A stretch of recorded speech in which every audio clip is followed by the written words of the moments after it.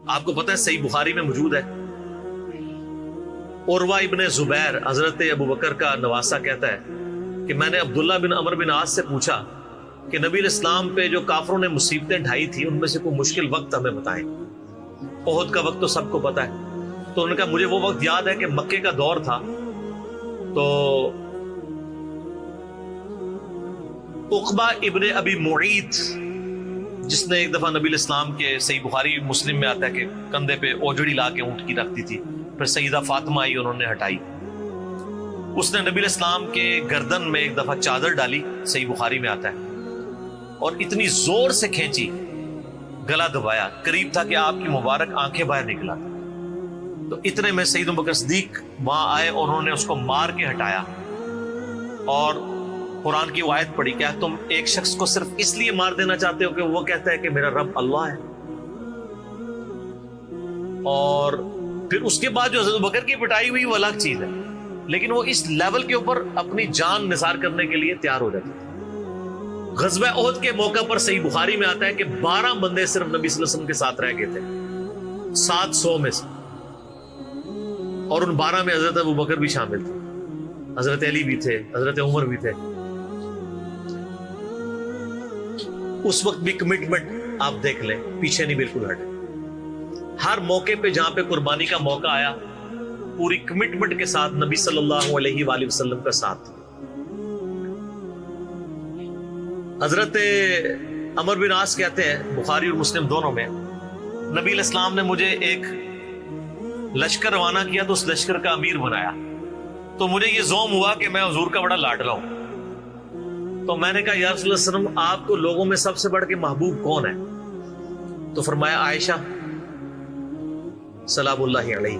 تو میں نے کہا نہیں یا رسول اللہ میں مردوں میں پوچھ رہا ہوں، تو کہا اس کا باپ ابو بکر، پوچھا اس کے بعد، کہا عمر، اور پھر کہتے ہیں میں حضور سے پوچھتا گیا، آپ نام لیتے کہ میرا نام کوئی نہیں لیا، پھر میں خاموش ہو گیا کہیں میں ان بندوں میں شامل ہی نہ ہوں۔ صحیح بخاری میں آتا ہے عبداللہ بن عمر رضی اللہ تعالیٰ عنہما کہتے ہیں کہ ہم نبی علیہ السلام کی موجودگی میں یہ کہا کرتے تھے کہ رسول اللہ صلی اللہ علیہ وآلہ وسلم کے بعد سب سے افضل ابو بکر ہیں، اور پھر عمر ہے، اور پھر عثمان ہے، اور اس کے بعد ہم صحابہ میں تفریق نہیں کیا کرتے تھے کہ کون کس سے اوپر ہے، ان تینوں کے بعد۔ لیکن یہاں پہ میں ایک ٹیکنیکل مسئلہ آپ کو بتا دوں کہ جب کبھی بھی صحابہ میں فضیلت کی بات ہو رہی ہوتی ہے نا، تو وہ ایکسکلوڈنگ اہل بیت ہوتا ہے، کیونکہ صحابہ کرام بھی اہل بیت کو ایک الگ سے آئیڈینٹی تصور کرتے تھے، اور محدثین بھی، ورنہ تو ظاہر ہے کہ صحیح بخاری میں ہے، مسلم میں بھی، کہ فاطمہ میرے جگر کا ٹکڑا ہے، جس نے فاطمہ کو تکلیف دی اس نے مجھے تکلیف دی۔ سیدنا ابو بکر بھی کبھی یہ جرت نہیں کریں گے کہ کہیں کہ میں رسول اللہ کو فاطمہ سے بڑھ کے محبوب ہوں، کبھی بھی نہیں یہ جرت کریں گے۔ اس کے الٹ آپ کو حدیثیں بخاری مسلم میں مل جائیں گی، وہ ٹاپک الگ ہے۔ میں آپ کو ایک شرعی مسئلہ سمجھا رہا ہوں، محدثین کے ہاں، صحابہ کے ہاں، جب کبھی بھی صحابہ کی فضیلت کی بات ہو رہی ہوتی ہے تو وہ ادر دین اہل بیت ہوتا ہے، یعنی اگر یہ فضیلت کی بات ہو رہی ہے تو اس میں حضرت فاطمہ، حسن و حسین، حضرت علی شامل نہیں ہے، ان کا مقام وہ ہاں وہ الگ سے ہیں، وہ کیٹیگری الگ ہے، وہ اہل بیت کی کیٹیگری میں فال کرتی ہے، اور یہ اہل بیت کی کیٹیگری اتنی سٹرونگ ہے، آپ حدیث کی کتابوں میں دیکھیں گے کہ صحابہ کرام کے فضائل پہ چیپٹر الگ ہے، اہل بیت پہ الگ ہے، اور امہات المومنین پہ الگ ہے۔ ایون امہات المومنین کو بھی اہل بیت سے الگ سے ذکر کیا جاتا ہے۔ اہل بیت کی ٹرم جو محدثین کے ہاں مانی جاتی ہے، اگرچہ امہات المومنین بھی اہل بیت ہے، لیکن وہ اسپیسیفکلی سیدنا علی، حسن حسین اور سیدہ فاطمہ کے، تو یہ میں آپ کو کیٹیگری بتا رہا ہوں۔ تو بہرحال یہ خود مولا علی علیہ السلام کے بارے میں صحیح بخاری میں آتا ہے، محمد ابن حنفیہ نامی ایک عورت سے حضرت علی کا بیٹا تھا، اس کا نام تھا محمد۔ حضرت فاطمہ کی زندگی میں تو حضرت علی نے دوسری شادی نہیں کی، وہ صحیح بخاری مسلم میں آتا ہے، نبی علیہ السلام نے ان کو منع کیا تھا، یہ ان کی خصوصیت تھی۔ بعد میں انہوں نے کچھ شادیاں کی، اس سے بھی اولاد ہوئی، جس میں حضرت سیدہ حنفیہ نامی ایک عورت تھی، ان سے ایک بیٹا تھا محمد ابن حنفیہ۔ صحیح بخاری میں آتا ہے حضرت ابو بکر کے فضائل کے چیپٹر میں کہ محمد ابن حنفیہ کہتا ہے کہ میں نے اپنے والد علی ابن ابی طالب سے پوچھا، ابا جان بتائیں رسول اللہ کے بعد اس امت پہ سب سے افضل کون ہے؟ تو انہوں نے کہا ابو بکر۔ تو میں نے پوچھا اس کے بعد؟ فرمایا عمر۔ اور ان کا میں تیسری دفعہ میں نے سوچا کہ میں اگر پوچھا تو یہ عثمان کا نام لیں گے، تو میں نے کہا اس کے بعد تو آپ کا ہی نمبر ہوگا۔ لیکن وہ تو علی تھے نا، تو انہوں نے کہا کہ میں تو عام مسلمانوں میں سے ایک مسلمان۔ وَمَنْ أَحْسَنُ قَوْلًا مِّمَّنْ دَعَا إِلَى اللَّهِ وَعَمِلَ صَالِحًا وَقَالَ إِنَّنِي مِنَ الْمُسْلِمِينَ۔ اس سے بڑھ کر کس کی بات ہو سکتی ہے جو لوگوں کو اللہ کی طرف بلائے، خود بھی نیک اعمال کرے اور پھر بھی کہ میں عام مسلمانوں سے ایک مسلمان ہوں، میں بھی مسلمان ہی ہوں، بہت بڑا پیر فقیر یا کوئی اپنے آپ کو ایکسٹراڈنری نہ ماننا شروع کر۔ اس حدیث میں بھی سیدنا ابو بکر صدیق رضی اللہ تعالیٰ عنہ کی فضیلت کو خود مولا علی نے بیان کیا۔ پھر بخاری مسلم میں وہ جو حدیث ہے سقیفہ بنی ساعدہ والی، جو اختلاف ہوا تھا، اس میں آپ کو پتا ہے سیدنا علی نے بیعت نہیں کی تھی حضرت ابو بکر کی 6 مہینے تک، بخاری مسلم دونوں میں آتا ہے۔ پھر سیدہ فاطمہ بیمار ہو گئی، ان کی تیمارداری کرتے رہے، پھر سیدہ فاطمہ فوت ہو گئی۔ بخاری مسلم کے الفاظ ہیں، حضرت علی نے حضرت فاطمہ کی وفات کے بعد دیکھا کہ لوگوں کا رجحان ان سے کم ہونا شروع ہو گیا۔ جب تک حضرت فاطمہ زندہ تھی تو ظاہر ہے نبی اسلام کا ایک وہ معاملہ تھا، تو پھر انہوں نے حضرت ابوبکر کو پیغام بھیجا کہ آپ میرے گھر آئیں اور اپنے ساتھ کسی کو نہیں لے کے آنا۔ اس حدیث کو روایت سیدہ عائشہ کر رہی ہے اور حدیث بخاری میں بھی ہے، مسلم میں بھی۔ اور اما عائشہ کہتی ہیں کہ سیدنا علی کی خواہش تھی کہ حضرت عمر نہ جائیں کیونکہ ان کے مزاج میں ذرا تیزی تھی۔ تو حضرت ابوبکر حضرت علی کے گھر جانے لگے تو حضرت عمر نے روک لیا، ان کا آپ کو میں اکیلے نہیں جانے دوں گا۔ ہائے ہائے، ابو بکر تو پھر ابو بکر ہے نا، انہوں نے کہا اللہ کی قسم نبی کے گھر والوں سے ہمیں کوئی شر کی امید نہیں ہے۔ ان کو تھا کہیں بلا کے ایجنسیوں کے ہاتھوں گرفتاری نہ کروا دیں۔ آج کے دور میں بات کروں تو حضرت بکر اکیلے گئے۔ سیدنا علی نے حضرت بکر سے کہا کہ اللہ نے جو آپ کو ہم پہ فضیلت دی ہے اس امر خلافت میں، ہمیں آپ سے کوئی حسد نہیں، لیکن نبی الاسلام کی قربت کے ناطے اور آپ کے اہل بیت ہونے کے ناطے ہم یہ سمجھتے ہیں کہ ہمیں اس مشورے میں شامل کرنا چاہیے تھا۔ تو سیدنا ابوبکر نے رونا شروع کر دیا۔ رونے کا مطلب یہ تھا کہ انہوں نے اس چیز کو ایکسپٹ کیا کہ یہ ٹیکنیکلی مسئلہ مس ہینڈل ہوا ہے، لیکن وہ کیوں ہوا وہ میں نے پورا 3 گھنٹے کا لیکچر ریکارڈ کروایا۔ مسئلہ 55B، وصی رسول کون ہے اور حدیث قرطاس کا تحقیقی جائزہ۔ جب رونا شروع کیا تو سیدنا علی نے کہا کہ بس اب میں آپ کی اعلانیہ بیعت کروں گا، یہ ہے للہیت، ورنہ وہ کہتے ہیں کہ ابوبکر میں بیعت کرتا ہوں باہر جا کے بتا دینا، یہ کام ہوتا تو اکڑ والا ہوتا، لیکن وہ تو علی تھے، اکڑ تو دور دور تک نہیں تھی، زہد تھا، عاجزی تھی، اللہ کا تعارف تھا۔ کہا میں اعلانیہ بیعت کروں گا آپ کی۔ آج کے ہوتے تو کہتے جی باہر جا کے آپ بتا دیں، میں ایک ٹویٹ کر دوں گا پیچھے سے کہ بس ہو گئی ہے ہمارا آپس میں۔ ظہر کے وقت بخاری مسلم کے الفاظ ہیں، سیدنا ابو بکر نماز کے بعد ممبر پہ چڑھے اور حضرت علی کے فضائل بیان کیے اور پھر بیان کیا کہ ان کے بیعت نہ کرنے کی وجہ کیا تھی، اور پھر ممبر سے نیچے اتر آئے۔ پھر حضرت علی ممبر پہ چڑھے اور حضرت ابو بکر کے فضائل بیان کیے اور اپنے بیعت نہ کرنے کی وجوہات بتائیں، اور پھر اعلانیہ بیعت کی، اور حضرت علی ممبر سے اترے تو تمام مسلمان پھر حضرت علی سے خوش ہو گئے کہ انہوں نے اس مسئلے میں قربانی والا معاملہ کیا۔ تو یہ بھی ایک موقع تھا۔ اس میں الفاظ ہیں کہ حضرت ابوبکر کہتے ہیں اللہ کی قسم حضرت علی سے روتے ہوئے کہ مجھے نبی کے گھر والے اپنے گھر والوں سے بڑھ کے عزیز ہیں۔ اور آپ کو مزے کی بات بتاؤں، صحیح بخاری میں ایک کرٹیکل حدیث ہے حسن حسین کے چیپٹر کے اندر، امام بخاری نے ڈالی ہے، وہ امہات المومنین کے چیپٹر میں نہیں ہے، حسن حسین والے چیپٹر میں، کہ حضرت ابوبکر کہتے ہیں کہ رسول اللہ کے قرب کو ان کے اہل بیت کے قرب میں تلاش کرو۔ کون کہہ رہے ہیں؟ حضرت ابوبکر۔ اور اہل بیت سے مراد کون؟ سیدنا حسن حسین، کیونکہ امام بخاری نے اس حدیث کو حضرت ابوبکر کے قول کو حضرت حسن حسین والے چیپٹر میں لیا کہ محمد صلی اللہ علیہ وآلہ وسلم کی قربت کو ان کے اہل بیت کی قربت میں تلاش کرو۔ تو سیدنا ابوبکر صدیق رضی اللہ تعالیٰ عنہ کو نبی الاسلام سے نسبت رکھنے والی ہر چیز بڑی بڑھ کر محبوب تھی، چاہے وہ آپ کے اہل بیت ہوں یا آپ صلی اللہ علیہ وآلہ وسلم کی قریبی کو رشتہ دار ہوں، ہر معاملے میں۔ اس لیے آپ دیکھیں نا، کمپرومائز آپ کو کہیں نظر نہیں آتا۔ سر بخاری میں آتا ہے کہ صلح حدیبیہ کے موقع پر حضرت عمر سے بھی تھوڑی سی مس ہینڈلنگ ہو گئی تھی، یا رسول اللہ ہم کیا حق پہ نہیں ہیں، پھر دب کے کیوں صلح کر رہے ہیں؟ حضور نے فرمایا کہ میں اللہ کا پیغمبر ہوں۔ پھر بھی تسلی نہیں ہوئی، حضرت ابوبکر کے پاس آئے، پھر حضرت ابوبکر نے ڈانٹا کہ عمر وہ اللہ کے پیغمبر ہے۔ اور حضرت عمر کہتے ہیں مجھے پوری زندگی اس چیز کا غم رہے گا کہ میں نے بڑی جرأت دکھائی۔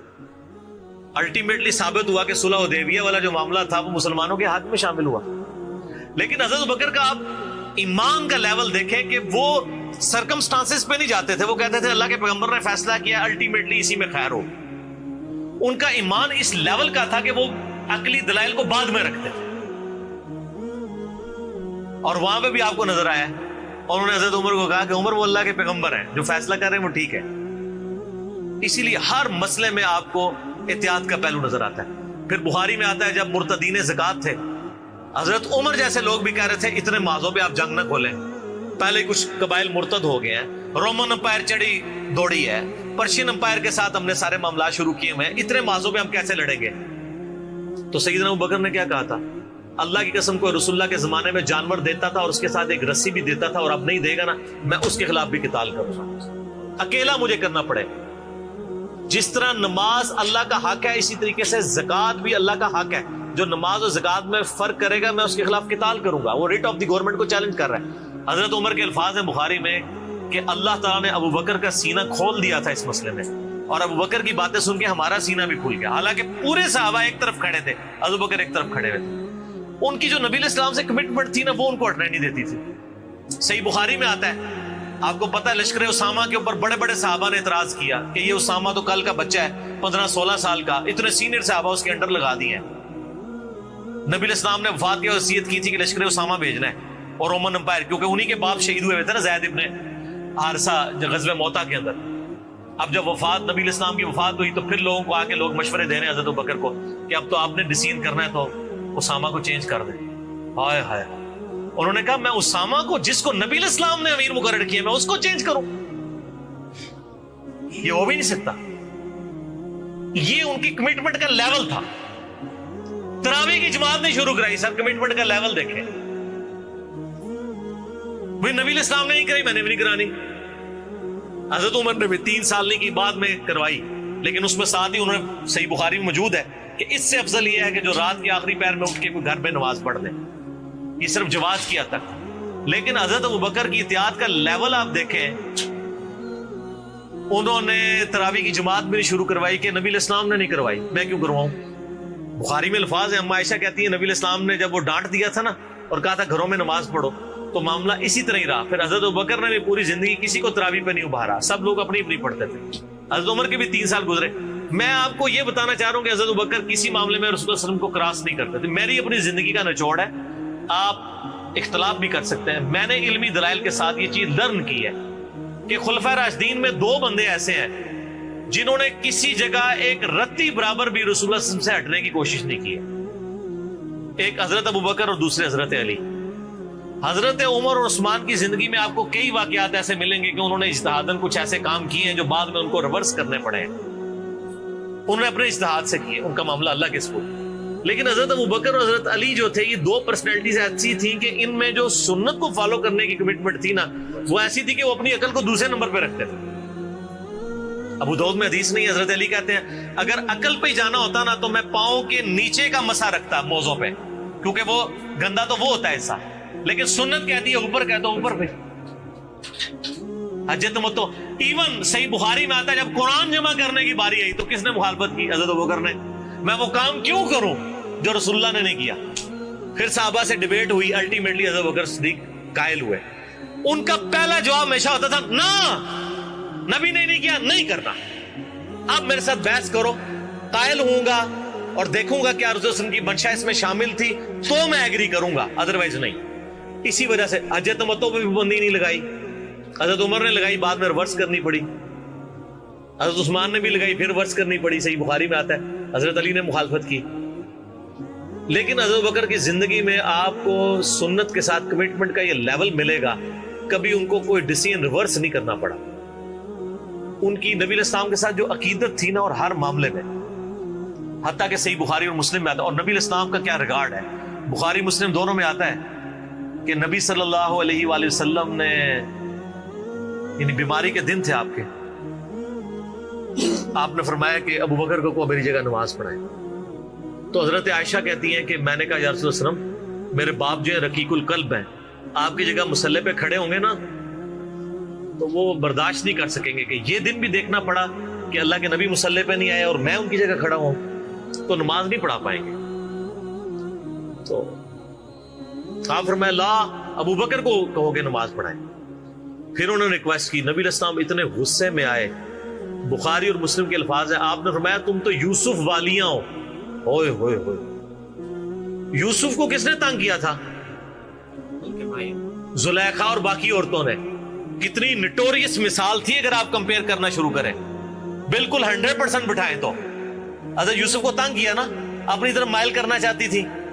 یہاں پہ وہ والا نیگیٹو پہلو نہیں تھا، لیکن یہاں پہ نبی علیہ السلام نے اپنی بیویوں کو کیا کہا؟ تم بھی یوسف والیاں ہو. جس طرح ان عورتوں نے یوسف کو اپنی مرضی کے مطابق چلانے کی کوشش کی تھی، تو مجھے اپنی مرضی کے مطابق چلا رہی ہو. ابو بکر کو کہو کہ نماز پڑھے.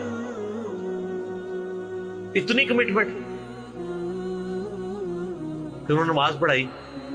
صحیح بخاری میں آتا ہے، اما عائشہ کہتی ہیں حضور اپنی وفات کے دنوں میں کہتے تھے عائشہ میرا ارادہ ہے میں تیرے بھائی عبد الرحمن بن ابی بکر اور تیرے باپ ابی قحافہ ان کی یعنی نیت تھی، اس کو بلاؤں اور ان کو میں لکھ دوں.